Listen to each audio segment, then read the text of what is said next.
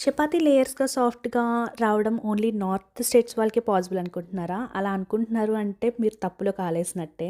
మనం కూడా చిన్న చిన్న టిప్స్ ఫాలో అయితే చాలా ఈజీగా, సాఫ్ట్‌గా, ఫ్లఫీగా అయితే చేసేసుకోవచ్చు.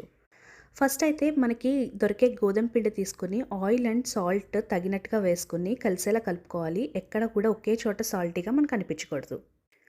దెన్ కొద్ది కొద్దిగా వాటర్ జల్లుకుంటూ పిండి మొత్తం కూడా చాలా నీట్ చేస్తూ కలుపుకోవాలి.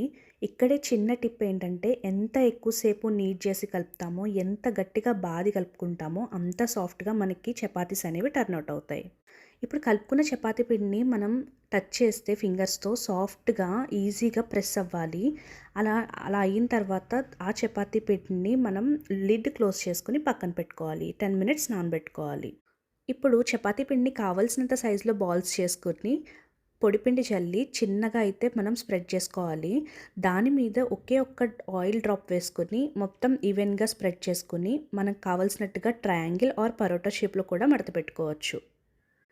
నేనైతే ట్రయాంగిల్ షేప్‌లో మడత పెట్టుకున్నా. ఎందుకంటే పరోటా షేప్‌లో మడత పెట్టుకొని, రోల్ చేసుకొని మడత పెడితే నాకు చపాతీ అనేది ఈవెన్‌గా స్ప్రెడ్ అయినట్టు అనిపించదు. సో, ట్రయాంగిల్ షేప్‌లో మడత పెట్టుకున్నప్పుడు ఒకే చోట దళసరిగా, ఒక చోట పలుచగా లేకుండా మొత్తం ఈవెన్‌గా అయితే స్ప్రెడ్ చేసుకున్నాను. దాన్ని ప్రీహీట్ చేసుకున్న పాన్ మీద వేసి ఒక 5 సెకండ్స్ ఉంచి ఫ్లిప్ చేసుకొని దెన్ ఆయిల్‌ని స్ప్రెడ్ చేసుకోవాలి. దెన్ మళ్ళీ ఫ్లిప్ చేసి సెకండ్ సైడ్ కూడా ఆయిల్‌ని స్ప్రెడ్ చేసుకోవాలి. దోరగా మీడియం ఫ్లేమ్‌లో కాల్చుకుని చపాతీని ఏ కర్రీలోకైనా తినొచ్చు. మెయిన్‌గా పొటాటో ఆర్ చికెన్ కర్రీలోకి తింటే చాలా బావుంటుంది. నచ్చితే కనుక లైక్ చేయండి. Please do subscribe. Until then bye bye.